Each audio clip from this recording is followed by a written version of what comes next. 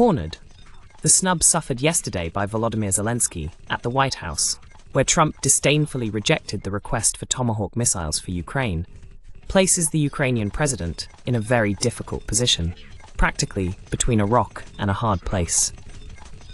Harassed by the growing air attacks from the Russian armed forces against Ukraine's energy infrastructure, harassed by the increasingly fierce internal political disputes in Ukraine, and harassed, naturally, also by the US pullback and Donald Trump's snub seen yesterday at the White House, Zelensky finds himself at a crossroads. How will the elusive Zelensky react in the face of adversity? Zelensky ante la adversidad. Muy buenas noches, muy buenas tardes y muy... Good evening, good afternoon, and good morning. From Buenos Aires, Argentina, we begin broadcast number 273 of Demolishing Myths Live. Thank you very much for joining us, and please remember to help us with a thumbs up against censorship, against demonetization, and also to follow us on our sister channel, MP Geopolitics, our English language channel, link in the description, as well as on social media. This support is super important. In fact, yesterday's video, once again, was demonetized. So please help us fight censorship with a thumbs up, with a like. Zelensky indeed finds himself between a rock and a hard place.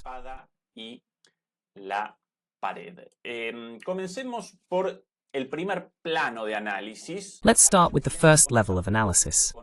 Zelensky's relationship with the United States, with the leader, without a doubt, of the war in Ukraine against Russia, based on yesterday's events.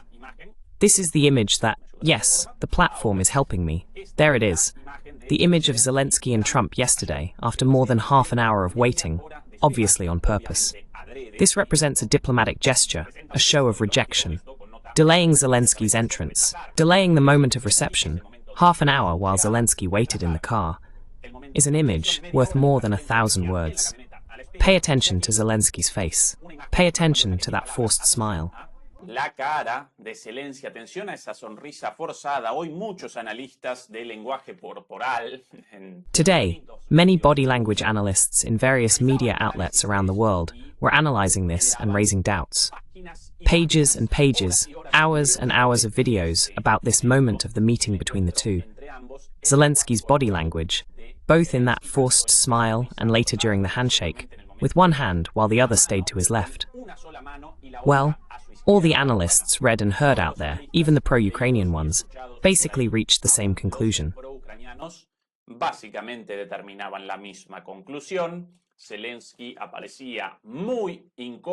Zelensky looked very uncomfortable, looked shaken, because logically, the call the day before between Zelensky, Putin and Trump caused his plans to blow up, completely destroyed them.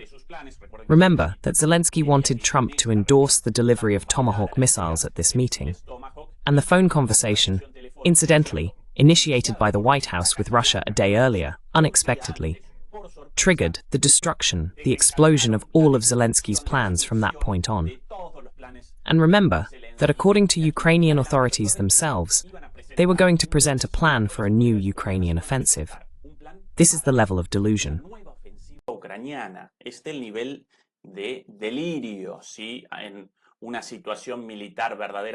In a truly very difficult military situation, the Ukrainians wanted, actually, not ordinary Ukrainians, not the Ukrainian people who are victims of the madness of these immoral individuals, but rather Zelensky and his circle of followers, wanted to present a plan for an offensive, in quotes, something more focused on a specific attack, on some kind of provocation, maybe something similar to what happened in Kursk, maybe something involving Tomahawks, an attack on Moscow. They were going to present that until Trump initiated the call. The call indeed was made by Russia, but this is how diplomacy works. When a country, or a president of a country, wants a call from another president, then their secretary submits a communication request, and if the requested country responds affirmatively, that president from the other country makes the call. Presidente de ese otro país realiza el llamado. Por ende, el llamado de ayer fue realizado por Putin. Therefore, yesterday's call was made by Putin at the prior request of the United States. Tomahawk missiles. With all this context of a previous call that disrupted Zelensky's plans, During the press conference, there were two very uncomfortable moments for him, precisely about the Tomahawk missiles. Here, Zelensky, when asked about the Tomahawk missiles, responds, and immediately afterward, Trump also responds to this. Pay attention. Well, here, Zelensky responds to the alarm. The question about the Tomahawk missiles is answered by Zelensky. Sobre los misiles Tomahawk, responde Zelensky. Sí, queremos Tomahawks, aunque no solamente Tomahawks. Yes, we want Tomahawks, although not only Tomahawks. To achieve a military objective, we need Tomahawks and thousands of drones flying together. That's why we need Tomahawks. But the United States is a... We have thousands of domestically produced drones, but we don't have the Tomahawks. On the contrary, the United States... And the United States has Tomahawks and other missiles. On the other hand, the United States has a huge number of Tomahawk missiles and many other types of missiles, but we can provide the United States with thousands of drones. That's why we can offer the Americans our technology and work together. Immediately, the White House's favorite journalist, with many of the questions from yesterday's press conference, clearly prepared in coordination with the White House, launched trap questions aimed at Zelensky, obviously pre-arranged with Donald Trump's team. Here's the journalist's follow-up question. Mr. Zelensky, so you want some sort of exchange between drones and missiles? And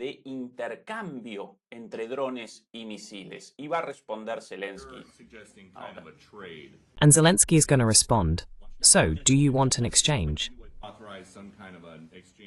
¿Quiere entonces un intercambio? Sí, sí, esto se trata de... Yes, this is about military objectives. Yes, we do indeed have a proposal for this exchange, he replies to CNN.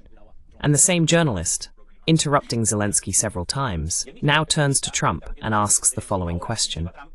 Mr. President Trump, would you then be interested in this exchange? It almost seemed as if the journalist were a member of Trump's cabinet. And Trump responds with the following about the Tomahawk missiles. Buy drones from others, and they make... Sí, estamos interesados, tenemos drones, pero también... Yes, we're interested. We have drones, but we also buy drones from other places, and they make very good drones. I will say, there's nothing like the jets. You know, we lack... Ellos hacen muy buenos drones, la industria de los drones avanzó. They make very good drones. The drone industry advanced a lot with this war. That's why the Ukrainians make very good drones. But I have to say, the best of all, the best weapon that exists, are the fighter jets, the combat planes we make. And those fighter jets shoot down the drones. In a way, Trump responds here, like a child faced with evidence of a better weapon than his own in someone else's hands. He says, yes, we might want the Ukrainian drones, but remember that the best ones are the American planes, because they shoot down the drones. In the 12-day war between Israel and Iran, many drones were shot down in Israel's name. Derribaron muchísimos drones en nombre de Israel. Sí, claro que un avión de combate, que un caza puede... Yes, of course, a fighter jet, a warplane, can shoot down a drone. Obviously, a fighter jet is an extremely complex weapon, very expensive, extremely fast, and it can shoot down multiple drones. But the advantage of drones doesn't lie in their complexity or speed, but precisely in their sheer numbers. A fighter jet can shoot down 5 or 10 drones. But if for the cost of one fighter jet we can send 100 drones, then that fighter jet is simply overwhelmed by the mass of drones. That's the key point. But he responds, well, in Trump style, like a child. Beyond that, what's important will now come up regarding the Tomahawk missiles, from Trump's own mouth.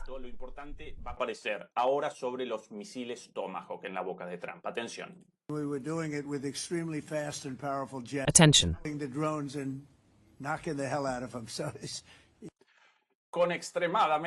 with extremely fast planes, we were shooting down drones. Well, it's like the story not of a teenager, but of a child, a preteen watching cartoons. Our fastest planes could shoot down the drones.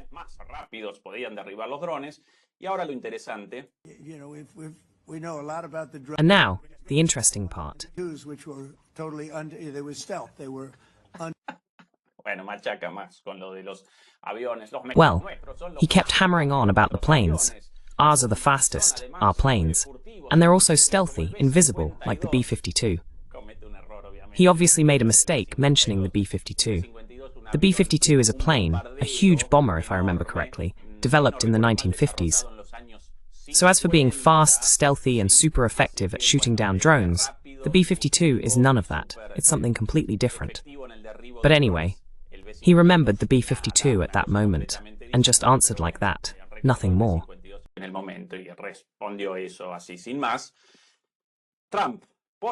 Trump, please, Trump, the Tomahawk thing. Enough with the nonsense, dear Donald. We have many different weapons, and I also have an obligation to make sure we're fully prepared. That's it.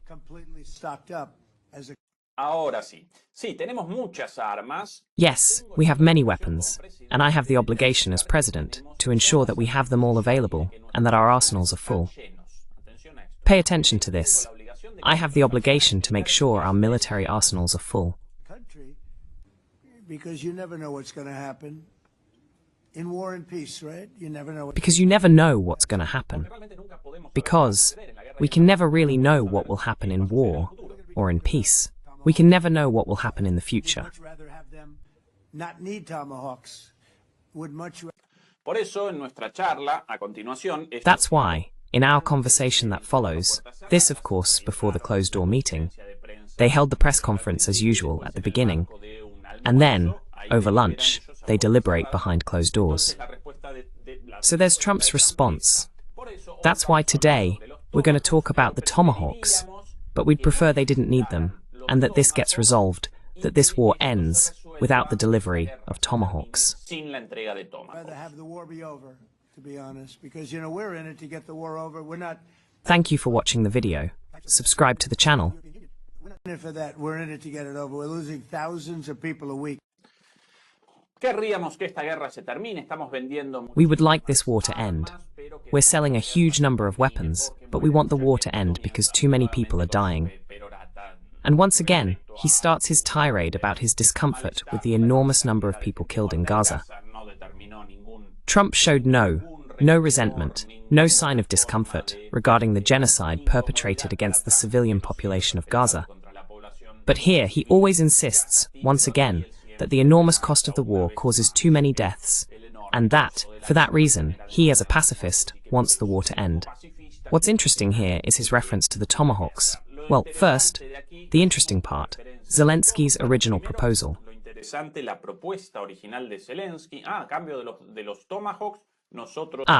In exchange for the Tomahawks, we propose either the delivery of drones or the technology behind the Ukrainian drones. And on the other hand, Trump's response, yes, well that's interesting, but we don't want the delivery of the Tomahawks. In a later question, once again from the same journalist, I can't recall his name now, a Fox News reporter very close to Trump, always asking questions clearly coordinated with Trump's team of advisors, sometime later, in the same conference, will ask the following question, obviously pre-arranged. Pay attention to Trump's response about the Tomahawks in this case. Trump, if you okay Tomahawks. Mr. President, if you were to deliver the Tomahawk missiles to Ukraine,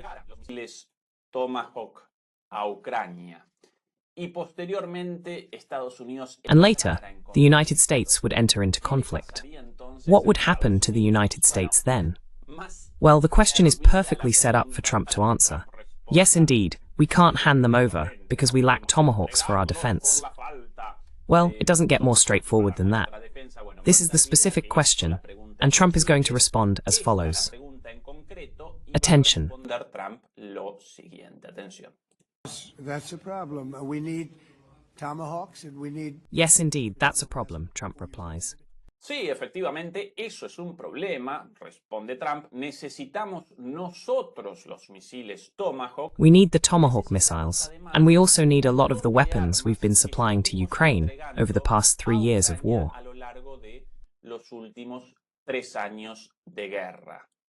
You know, we gave them a lot. Now we have a different situation. Now we have a different situation from that of the previous government. Ahora tenemos una situación distinta a la del gobierno anterior. Nosotros no regalamos las armas, sino que... We don't give the weapons away. We sell them to the European Union. They pay for them and then deliver them to Ukraine. But this goes beyond money. because we ourselves need the Tomahawk missiles. And one of the reasons we want this war to end is precisely that. Because we need the Tomahawk missiles and many other weapons that are currently being sent to Ukraine. It's not easy for us to hand over all this weaponry. An unprecedented confession from Trump, confirming something we've said here countless times, but always flatly denied by NATO. Siempre por la OTAN de cabo a rabo, mientras acomodo un poco la cámara. While I adjust the camera a bit, always vehemently rejected by NATO. No, we send weapons, but our arsenals appear to be full. No, that's false. The United States sent a huge amount of weapons, and not only did it send a huge amount to Ukraine, but above all to Israel. To such an extent that US military warehouses, the stocks, the number of weapons, the US arsenals, dropped dangerously. The production capacity, remember, is at a very low level, and despite multiple announcements, they were unable to generate a substantial increase in missile production capacity.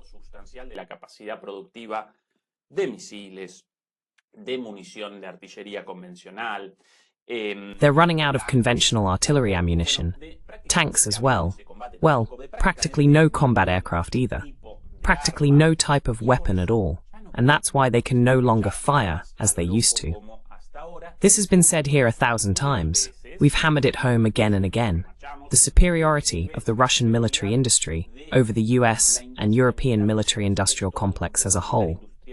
Altogether, they can't produce the amount of weapons needed to sustain a war of attrition, much less several conflicts at once, as in the case of the United States with Israel, Gaza, Iran, Yemen, and so on, now with a potential conflict with Venezuela.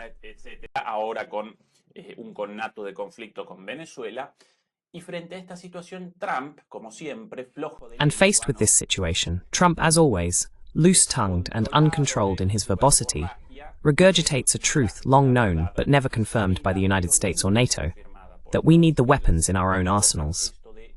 This is extremely important. From here, we will surely recall regarding Ukraine, the issue of rejecting the delivery of Tomahawk missiles. Yes, for our topic today, this is the most important point.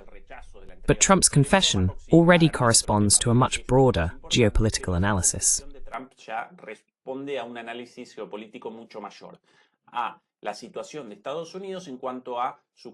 Regarding the situation of the United States, in terms of its productive capacity, since it can no longer take part in all these conflicts as a weapons supplier, even if it carries out arms sales, which generate large profits. But even so, Trump himself said, "This goes beyond money. We want those weapons for ourselves. We can't give them up." This is what happened yesterday. We're going to present a few more things, not from the press conference itself, but simply from what happened afterward, and from the reaction of the major media outlets, which until yesterday were thrilled by the possibility of delivering Tomahawk missiles to the United States.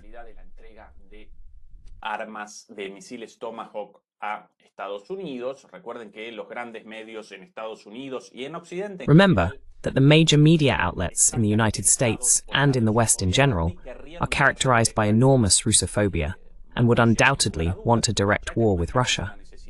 They keep hammering away at the need for escalation. The more missiles delivered and the longer their range, the better. That's why these hegemonic Western media outlets are in a kind of ecstatic frenzy. And suddenly, after yesterday's events, comes the disappointment.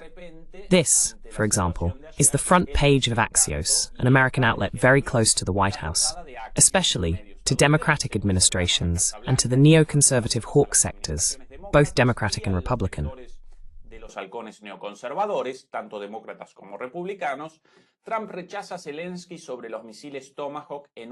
Trump rejects Zelensky over the Tomahawk missiles in a tough meeting, right?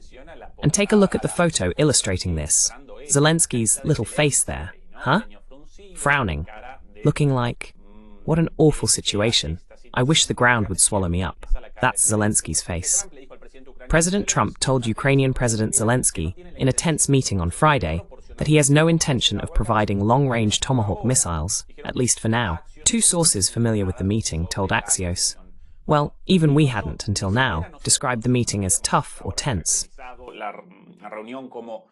Dura o tensa, bueno, ellos mismos la están presentando de esta forma. Well, they themselves are presenting it this way. Here are some more reactions to what happened. The BBC from the United States to the United Kingdom. Here's the jump, from an American outlet to a British one. This is the BBC's interpretation in English and the browser's translation. Zelensky fails to secure Tomahawk missiles in talks with Trump. President Zelensky appears to have come away empty-handed from a meeting at the White House after Trump indicated he was not ready to supply the coveted Tomahawk cruise missiles to Ukraine. Misiles de crucero Tomahawk a Ucrania. Esta la interpretación de... This is the British interpretation of the matter. And, as a final example of this clear stance by the media regarding the interpretation of this slight, Trump's snub to Zelensky, we can also present CNN's view on the issue. It's on CNN's front page. Trump seeks to capitalize on the momentum of the Gaza deal in a more intense diplomatic week. The headline is a bit less bombastic, but then, in the body of the article, it clearly states that Trump made it clear to Zelensky, in a direct and honest conversation, that for now the Ukrainian leader will not receive long-range missiles. An official said that Trump had the impression that Ukraine is seeking to intensify and prolong the conflict, and he is concerned about possible losses during the harsh winter ahead. Thus, CNN validates our view of the matter. Convalida nuestra visión del asunto. Ahora bien, y antes de presentar... Now then, before presenting the two axes of analysis that complement Zelensky's situation, both the axis of internal disputes in Ukraine and the military axis, perhaps the most pressing for him, that is our analysis for today. Zelensky's situation, cornered between a rock and a hard place, first by the United States, second by his internal political disputes, and third by the increasing Russian attacks. But before beginning the analysis of the second dimension, I also want to present for context Trump's statements today about Ukraine, because many tend to follow Trump's back and forths rather naively, when he, suddenly, whether out of verbosity or as part of a tactic in his particular way of conducting diplomacy. Forma de conducción de la diplomacia, cuando Trump presenta la idea... When Trump presents the idea or makes a statement about more sanctions against Russia, or sending more weapons, or his anger toward Putin, his friend Putin, many naive people in the West immediately appear super happy, thrilled about it. And then, on the contrary, when Trump backtracks, always with some excuse, like yesterday's call between Trump and Putin, and when he actually backtracks, retreats, and rejects the delivery of those weapons, or holds an in-person meeting with Putin, somehow abandoning his apparent rapprochement with Zelensky, then they react completely bitter and desperate. Oh no, Trump wants to get closer to Russia. Well, it's neither one nor the other. Beware of naive interpretations. To a large extent, these back-and-forth moves by Trump, aside from his personal blunders, his truly uncontrollable personality, his lack of knowledge on the issues, his verbosity, this thing, where he simply cannot avoid immediately regurgitating the first idea that pops into his head during press conferences, happen when he wants to take center stage in these meetings, when he wants to appear as the star of a reality show. El protagonista de un reality show. Bueno, ahí regurgita cualquier estupidez o regurgita cualquier cosa. Well, he just regurgitates any nonsense or anything he's heard somewhere, even though he shouldn't present it publicly, and then he has to backtrack, naturally. That's why one day he says white, the next day he says black, forward, backward, left, right. Beyond these personal issues with Trump, the ambivalences also reflect a geopolitical strategy of his administration. In international relations, theorists in this field conceptualize this as strategic ambivalence, right? And this was the position of the United States during the Cold War regarding certain issues, especially with respect to China. When they wanted to drive a wedge against the Soviet Union through China, they created a strategic ambivalence with China.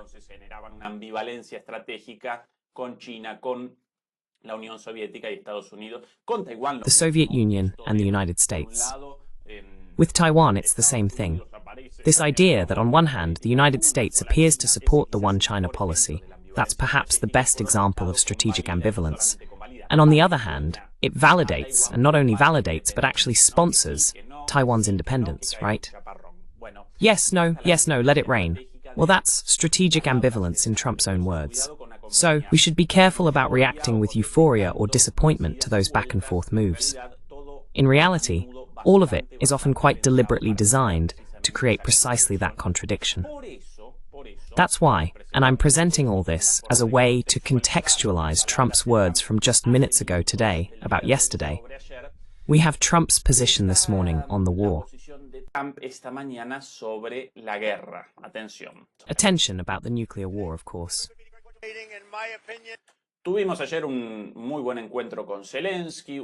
Yesterday, we had a very good meeting with Zelensky, a very cordial meeting, and in my opinion, they should end the war immediately along the current line of contact, along the current battle line, trace it, and decide this side for one, that side for the other.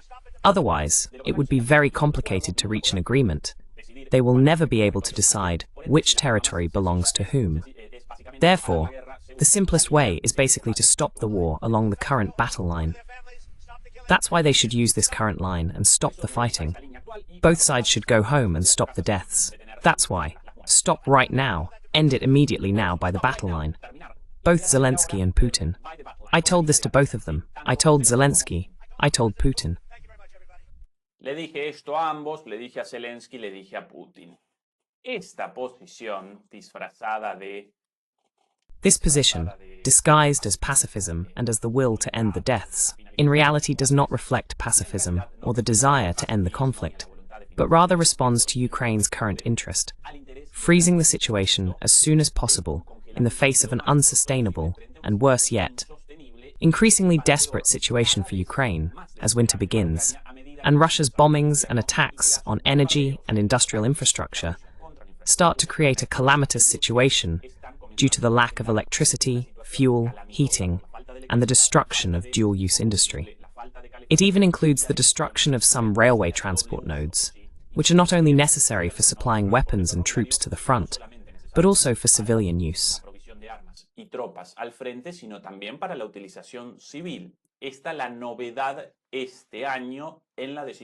This is the new development this year in Russia's decision.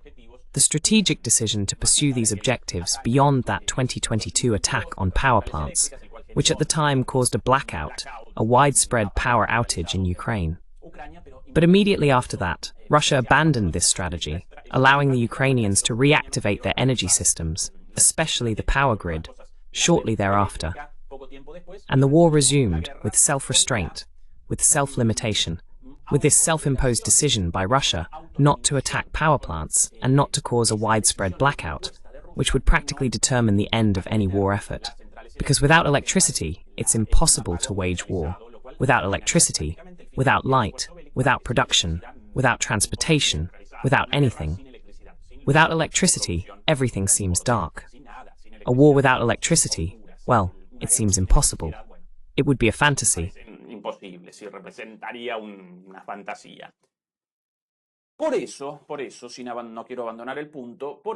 That's why I don't want to leave this point. That's why at this moment, that's what Zelensky wants. A ceasefire as soon as possible, to rebuild his arsenals, to rebuild, above all, his armed forces, because of desertions, but above all because of casualties, to rebuild the flow of fresh meat, of meat for the slaughterhouse, of meat for the grinder, of meat for the battlefield. And from here on, yes, when the Ukrainian forces, the Ukrainian armed forces, appear stronger again, or at least less bad than now, because right now they look very, very bad, very decimated, both in human terms, in terms of human resources and in terms of material resources, well, then to reactivate the conflict later on. Bueno, ahí reactivar el conflicto más adelante. Esta la voluntad de Zelensky y, según las propias palabras... This is Zelensky's will, and according to Trump's own words, it's also Trump's will. And we've shown this here 1,000 times. So, be careful. On one hand, no, Tomahawk missiles. No, because of the Russians' response. If they start Tomahawk missile attacks against targets deep within Russian strategic rear areas, we will respond accordingly. So for the first time, the Americans, well, deliberated and corrected themselves on this, as they have many other times, in the face of Russian threats, regarding much less dangerous weapon systems in terms of the potential for deep strikes, with the delivery of the F-16s, with the delivery of the Leopards, with the delivery of the Abrams, with the delivery of the ATACMS, and so on. De los ATACMS, etcétera, etcétera. En ninguno de esos casos podían acometer Moscú. None of those cases could be undertaken by Moscow. These are dangerous systems in terms of their depth, in terms of their potential to bring about a change in the course of the war. The war has seemed lost for Ukraine for some time now, but this could indeed enable some deep strikes. And here the Russians drew a red line, and for the first time, after the Russians set it, the Americans this time are adjusting accordingly. But, and here lies the strategic ambivalence, at the same time, what do they want? Do they want Russia's conditions for ending the war? Logically, in the context of a lost war, it would be the winner who sets the terms. No, they obviously don't want that. No, no quieren eso, obviamente. Quieren el congelamiento. They want to freeze and to reactivate the conflict later. Since they can no longer keep up with the delivery of weapons, since the Ukrainian cannon fodder now seems scarce, they can't send more people snatched from the streets, dragged by the hair into a van, and sent to the front lines after just a few days of training. In some cases, less than a week, even according to reports. Since they can't keep this up anymore, then a freeze and reactivation of the conflict later, while the United States also rebuilds its arsenals, and at the same time redirects its foreign policy, something we also said here a long time ago, toward China, or rather, against China. These are the major trends in the United States. We presented this before Trump took office.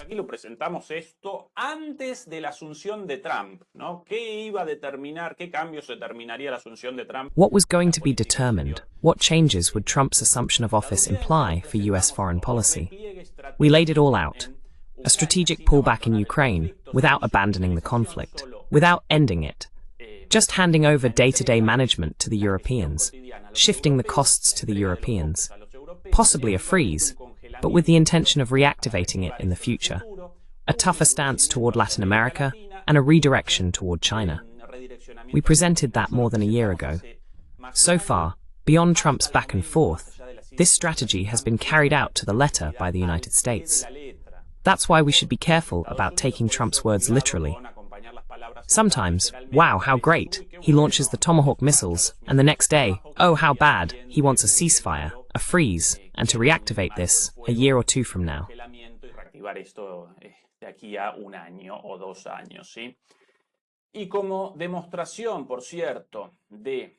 And as proof, by the way, that this position serves the interests of continuing the war, and also aligns with Ukrainian interests, here are Zelensky's words.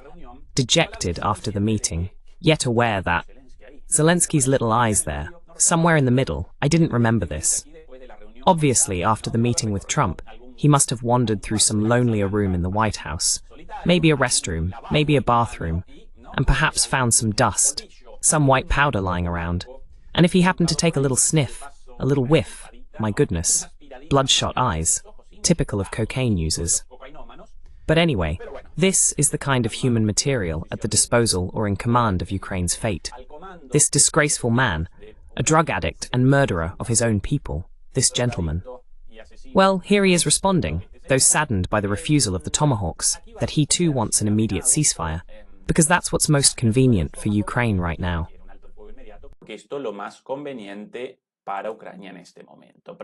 Let's introduce Zelensky. Stop where we are, and he is right. We have to stop exactly where we are now. Exactamente donde estamos ahora. El presidente Trump tiene razón. President Trump is right. This is important to stop where we are. We have to stop where we are. I've said it 3 times. Esto es muy importante. To speak, if This is very important. real peace. Bueno, confirmado lo del paso por... Well, it's confirmed about this guy's trip to the White House bathroom and his drug use, because none of those 3 sentences made any sense. Mumbling, fumbling, totally unpresentable. And that's saying something, since his English is pretty bad, but at least he strings words together with some meaning, forms sentences. Up to this point, beyond that, we have to stop thing, he hasn't said anything. He starts a sentence, interrupts himself, mumbles, stammers. Oh dear. Balbuceo, tartamudeo, mamita querida. Qué personaje, por favor. Last thing, Justin, last thing. What a character, seriously. I agree with President. Yes, both sides has. Pero estoy de acuerdo con... Increíble, casi es difícil eso. But I agree with incredible, almost... It's hard to do that on purpose. Almost a minute and a half talking, and I haven't finished a sentence. I haven't said anything. Well, we agree with President Trump on ending the war in its current stage. But if you ask me, this decision ultimately lies with Putin, because we didn't start this war. Well, this is Zelensky's position regarding the United States. Now let's move on to the second level of analysis, the military situation. This is the most pressing of all. We're not going to go over the entire front, as we've done so many other times, but I do want to highlight the following. Pero sí quiero remachar lo siguiente. Está la confirmación de los medios británicos. There's confirmation from British media, no less, about the situation of Ukraine's energy infrastructure. Pay attention to this. Ukraine is imposing blackouts in most regions after attacks on the Russian power grid. Emergency power outages have occurred across almost all of Ukraine, following an intense campaign of Russian airstrikes on strategic infrastructure. This will be the fourth consecutive winter of blackouts throughout Ukraine since Russia launched its full-scale invasion in February 2022. Well, 2022, sorry. This is only partly true, because indeed, due to the attacks in previous winters, they had to carry out temporary and partial power outages or service interruptions. And yes, they did schedule planned cuts.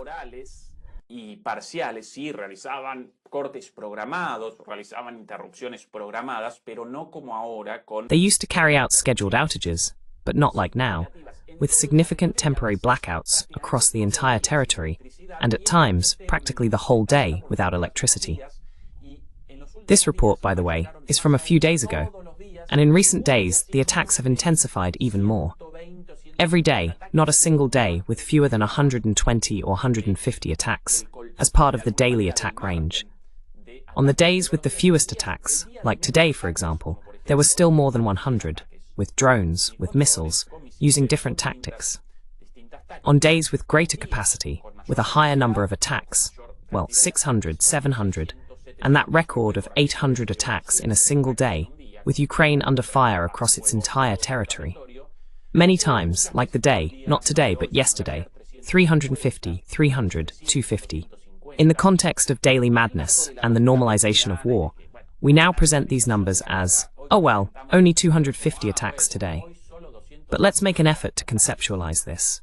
Pero realicemos un esfuerzo para conceptualizar esto, conceptualicemos una situación, el país de cualquiera de ustedes. Let's conceptualize a situation. Your country, any of yours, demolishes, where today, for example, on a calm day, 250 airstrikes were carried out, hitting and destroying military and strategic infrastructure, both energy and industrial. Ah, a calm day, and 250 strikes falling from the sky. Madness. And that's on a calm day. On a day with many attacks, 600, 700, 800 strikes in a single day. Every blessed, or cursed in that situation day, for the people who logically suffer this madness every day, pounding and pounding and pounding. And now also against energy infrastructure. That's why the BBC's confirmation of these widespread attacks is so striking. And incredibly, the average keeps rising.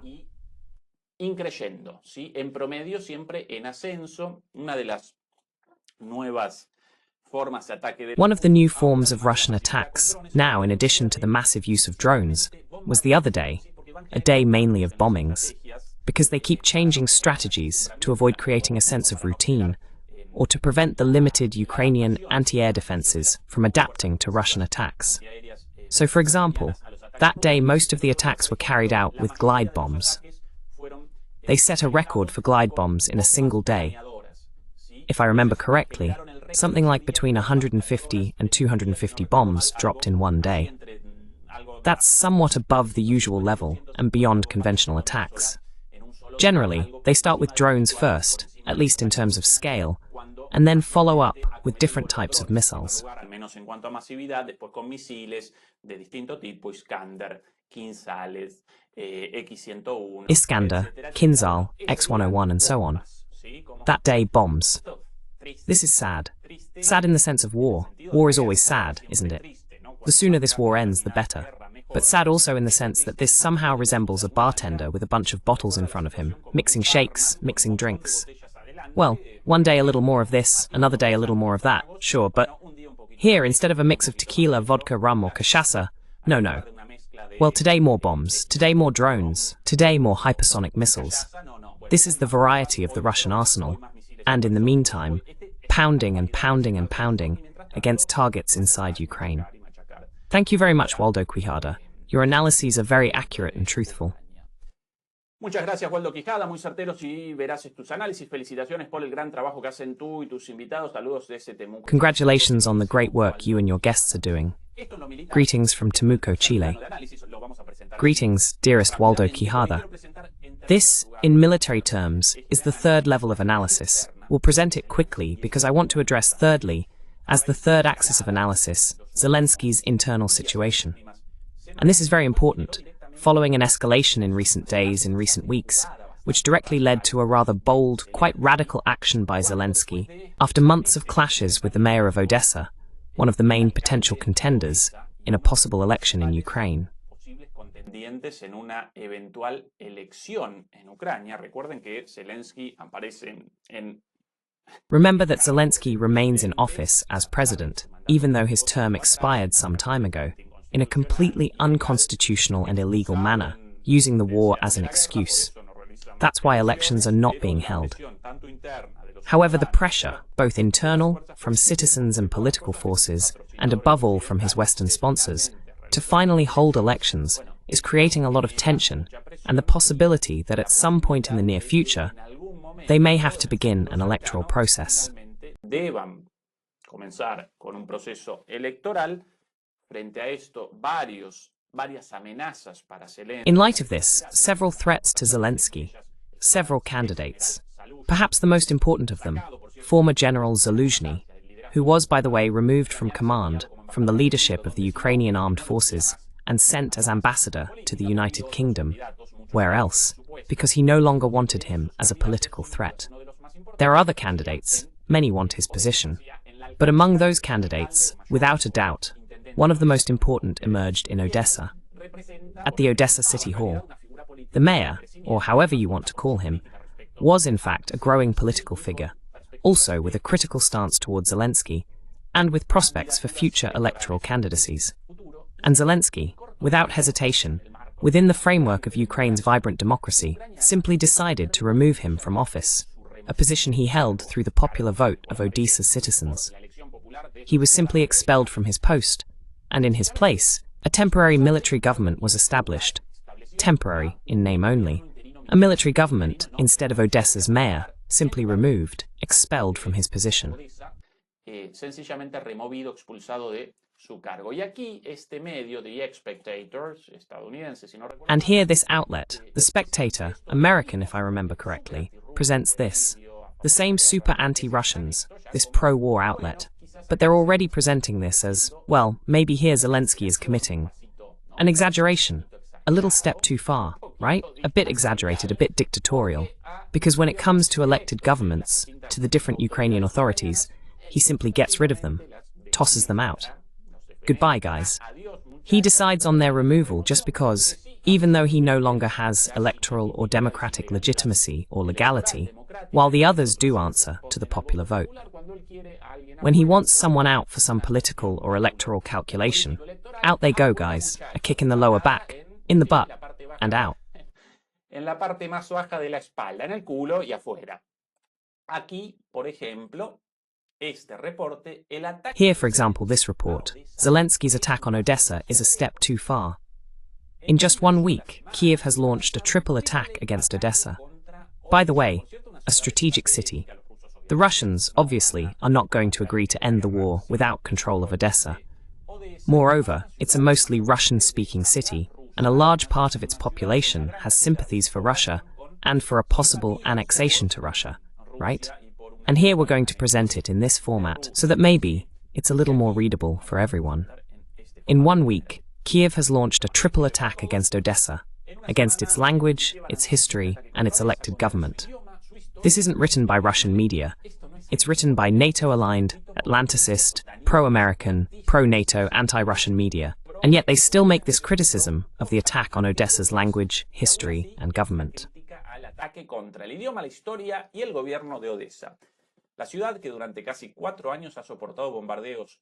The city that for almost 4 years has endured relentless bombings and maintained Ukraine's maritime front is now besieged by its own capital. The most alarming of these actions against Odessa is President Zelensky's decision to strip Gennady Trakhanov, the city's 3-time elected mayor, of his Ukrainian citizenship and office. In this case, Zelensky not only decided to depose his government, yes, not only did he oust him as mayor, but also ordered the revocation of his Ukrainian citizenship. Well, in many countries, a political leader cannot do that by law. They cannot decide to strip someone of their citizenship. La eliminación de la ciudadanía de alguien, si alguien con una ciudadanía, esa ciudadanía te If someone has citizenship, that citizenship stays with you until the day you die, even if you don't want it. That's the law in many countries around the world. One cannot renounce their citizenship. In some Latin American countries, yes. In Colombia, for example, one can give up their citizenship if they want another. In Argentina's case, for instance, no. It depends on the country.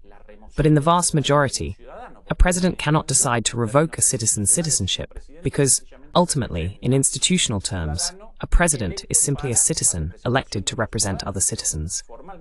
But formally, under the law, we are all supposedly equal. Therefore, a citizen, even in the position of president, cannot strip another person of their citizenship. La eliminación de la ciudadanía de otro. Bueno, en este caso, Zelensky. Well, in this case, Zelensky removed him from his position. Yes, he removed him from the office of mayor and also ended his Ukrainian citizenship. Intense, right? Put that way. But well, that's the reality. Not reported in any media outlet, hardly reproduced anywhere. This is an exception. And here comes the confession, right? The accusation. Pay attention to this. The most alarming of these actions against Odessa is Zelensky's decision to strip Gennady Trakhanov, a 3-time elected mayor, of his citizenship and his office. The accusation is that Trakhanov holds a Russian passport, something the mayor flatly denies.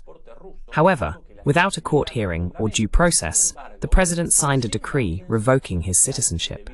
Because yes, Article 25 of the Constitution of Ukraine explicitly prohibits depriving a citizen of their nationality. Prohíbe explícitamente privar a un ciudadano de su nacionalidad. Incluso bajo la ley marcial esto constituye un ataque. Even under martial law, this constitutes a shameful attack on democracy. Well, obviously, as just mentioned regarding most countries in the world, no one can enact the revocation of a fellow citizen's citizenship. No one can decide this. Not a president, not a governor, not a mayor, no one. Simply put, once again, a president represents a citizen who in turn represents other citizens. That's what a president represents in formal terms.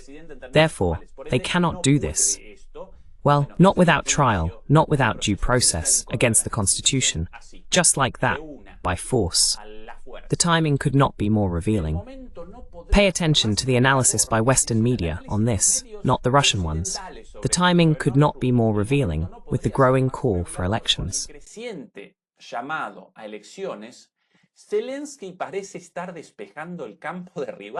Zelensky seems to be clearing the field of rivals.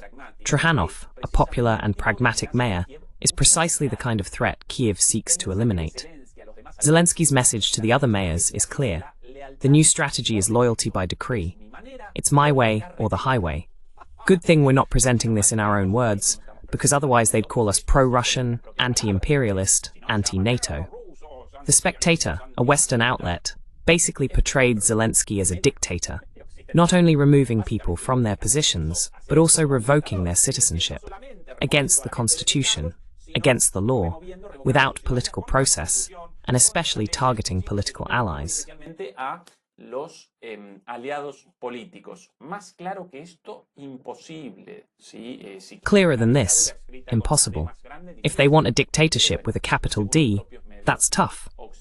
But well, this is according to Western media themselves. This is the third focus, and we round out the analysis of Zelensky's situation with this perspective. This is the third focus, and that's why Zelensky's desperation in the face of such a radical measure that even Western media are reacting. Increasingly large internal disputes, even within Zelensky's closest circle of supporters, and naturally also, although covertly so far, growing social discontent due to 3 years of war, the death of so many people, the capture of individuals in the streets, and even a shortage of workers.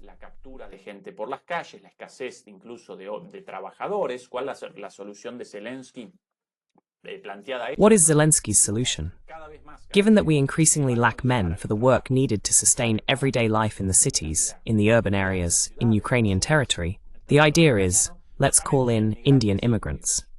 With the men dead, sent into the meat grinder, they are to be replaced by Indian, Pakistani, and Bangladeshi immigrants. With campaigns, we can't show them today, but we can another day if you want. Campaigns in the streets with posters and banners saying, let's gladly welcome Indian workers. Let's hire workers from Bangladesh and Pakistan to make up for the dead men. Por falta de varones muertos, ¿sí? Esto, además del despropósito. This, besides being an absurdity in itself, conveys total immorality, doesn't it? Because for every man killed, there is beside him a wife, a sister, a friend, a father, a mother, a son, a daughter. This is no longer even considered from the perspective of those immoral people in Ukraine, of Zelensky and his Western sponsors, men sent as cannon fodder. But beyond the immorality of all this, it's also a terrible deal in economic, demographic, and political terms. The destruction of generations of men and their replacement by migrants from somewhere else.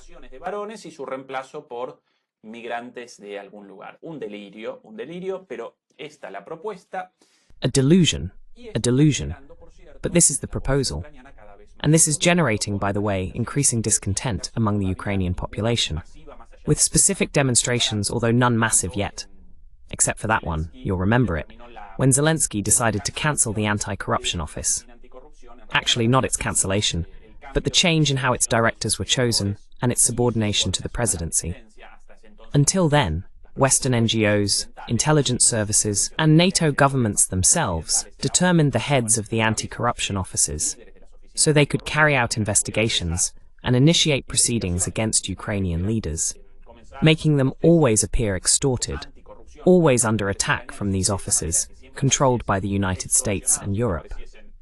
When Zelensky tried to take control of one of these offices, it triggered the activation of all the NGOs, all the social networks controlled by the West, and many protests by young people against Zelensky's corruption and authoritarianism.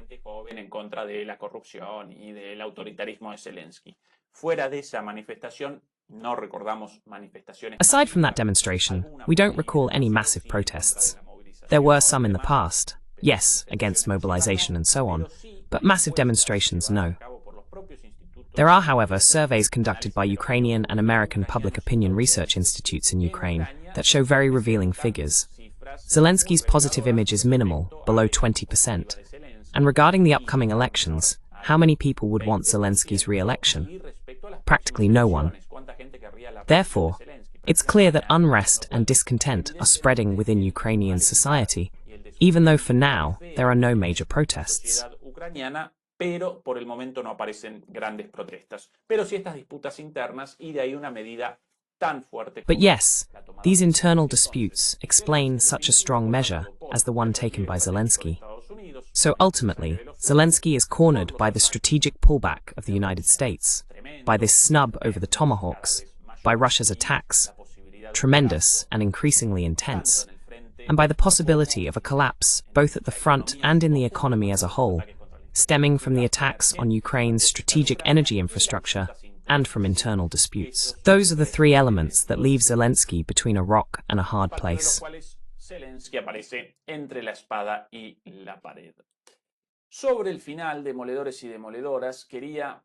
Toward the end, Demolishers, I wanted to bring up something related to the total and complete loss of reality among a good portion of Western leaders, a total and absolute disconnection from reality. For example, at a military conference held just a few days ago, NATO Secretary-General Mark Rutte took part. I want to share his words because they truly cause astonishment, surprise. They really show the degree of disconnection from reality. But first, yes, I also want to check the likes, the number of likes so far, how we're doing out there. More than 1,100 demolishers connected, and 860 likes. Más de 1.100 demoledores conectados y 860 likes. Bueno, más o menos, podríamos, ¿no? 1.100 y 1.100. Well, more or less we could, right? One 1,100 and one 100, and rising. So please, help us with that.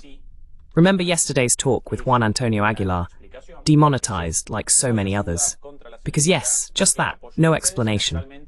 Because yes, your support helps us fight censorship, and of course through spreading all this, sharing with friends, using the share button, subscribing to this channel and the other MP Geopolitics channels, our English channel, and so on. You help us against all that. Alright, now as promised, Mark Rutte here. Pay attention to two different moments from this conference, truly surprising ones. Pay attention.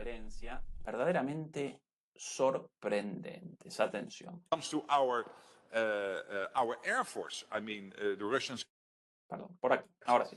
That airspace. The air isn't the same. And the only thing El aire no es lo mismo que la tierra. Esto consultado sobre That the land, this being asked about the Russian forces, replies Mark Rutte. The air is not the same as the land. And remember, do remember indeed that Recuerden efectivamente que encouraging all of us is to take comfort in the fact that and this should make us glad. NATO has an economy 25 times larger than Russia's. superior to the Russian military, but it comes nuestras fuerzas armadas son infinitamente superiores. Our armed forces are infinitely superior to the Russian armed forces. And when we focus specifically on our military, the Russians can't even come close with those MiG-31s, or whatever they call their planes, with their poorly trained pilots. Well, the MiG-31s, by the way, are just one of many aircraft. I could have mentioned Russia's more modern planes, the Su-57, the Su-75, well, so many. No, he mentioned the MiG-31. And this, poorly trained pilots, an economy 25 times larger, infinitely superior armed forces. Well, all that, but together they still can't handle Russia. Russia is beating them down. This shows the level of disconnection from reality. And that's why, because of this level of disconnection, situations like this sometimes happen, even at the same conference, just a little later on. Está en la misma conferencia, un poquito más adelante. Aquí, because we are so strong. aquí, Russia's military consultado sobre la Here, when asked about shooting down Russian planes, in the event that these planes are detected over NATO airspace or nearby, he's going to give a strange answer, right? Because, on one hand, we are super strong, infinitely superior, both on land and in the air, but at the same time, he's going to say no, that it's better not to shoot down Russian planes. Just in case. No. Pay attention to this. Russian military forces are overstretched in that region, and in all other regions. Their naval or maritime forces in the Mediterranean, at one point, were a combination of submarines and support ships. now, in effect, there is hardly any. Now, in fact, there is no Russian naval presence in the eastern Mediterranean. Now there is hardly any Russian presence in the Mediterranean, quite the opposite. There's a lone and broken Russian submarine limping home from patrol. Hay un pobre y destruido y averiado. There's a poor Russian submarine, destroyed and damaged, crawling back home. What's the difference between this situation and the one described in Tom Clancy's 1984 novel, The Hunt for Red October? These days, it looks more like the hunt for the nearest mechanic. A kind of irony, isn't it? Because, as with all Russian submarines and warships, they're all broken and wrecked, desperate for a good mechanic. A sort of joke from this blowhard. Anyway, here's his take on Russian planes, those old aircraft with poorly trained pilots. Aviones rusos, estos aviones viejos, con pilotos mal entrenados. Bueno, si hay una amenaza, tenemos la autoridad. Well, if there's a threat, we have the authority to do the ultimate thing, referring to a shoot-down. But if a plane isn't a threat, we're not going to shoot it down. We'll simply escort it gently back to its airspace. This is exactly what we should do.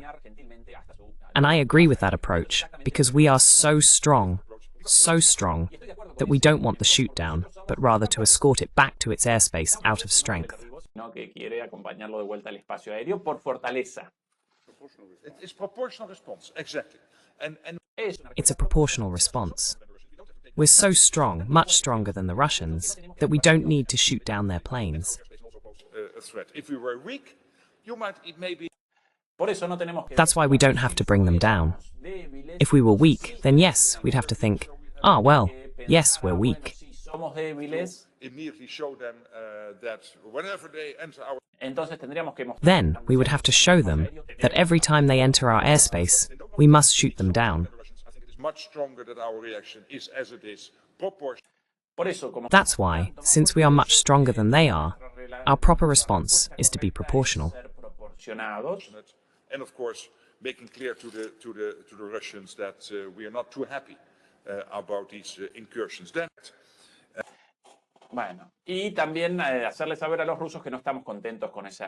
And also, to let the Russians know that we're not happy with that incursion. Well, since we're so strong, then better not shoot them down, right? We're the strongest. Their planes are bad and old, their pilots poorly trained. But since we're so strong, better not shoot down the Russian planes, right? Just in case. And maybe Putin, unlike his usual response, reacts impulsively, orders a retaliation for the shoot-down, and starts World War III. And this guy will disappear riding off, if not with a missile up his ass. Well, though in his case, maybe he'd be happy about that. Anyway, total cognitive dissonance. Simply a disconnect from reality. Desconexión de la realidad. Muchas gracias, por cierto, Pascual Pellegrin, por la membresía. Thank you very much, by the way, Pascual Pellegrin, for the membership. Back here again. Total and absolute disconnection from reality. I could almost, in these cases, missing Fernando for those shared laughs with him. I could almost... This thing of, we're losing the war in Ukraine because we're infinitely stronger. Since we're so strong, it's better to lose the war. Because we're so strong, we don't need to prove our strength because we're so strong. Pathetic. Pathetic. Utterly pathetic. Well then, demolishers, in just half an hour. Bueno, demoledores y demoledoras, en media horita nada más comienza Juan Antonio Aguilar su programa en nuestro canal hermano de Juan Antonio Aguilar begins his program on our sister channel, DMP Geopolitics, broadcasting live, and of course also here on Demolishing Myths. Please join us by subscribing to the other channel as well, and to our English channel if you'd like to support us. Tomorrow, as every Sunday, we'll be here with Fernando Moragon, and after us, Santiago Martinez's program in his Sunday slot, also on DMP Geopolitics. Beatriz, dear Beatriz, thank you so much for the best moderation on all of YouTube, and to all the demolishers. A kiss and a hug. We love you very much, and see you tomorrow. Abrazo, los queremos mucho y hasta el día de mañana.